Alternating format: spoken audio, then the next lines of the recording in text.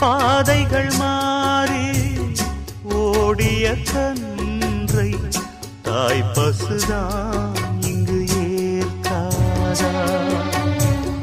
கூட்டில் இருந்து குஞ்சு விழுந்தால் தாய் குருவி அள்ளி சேர்க்காதா?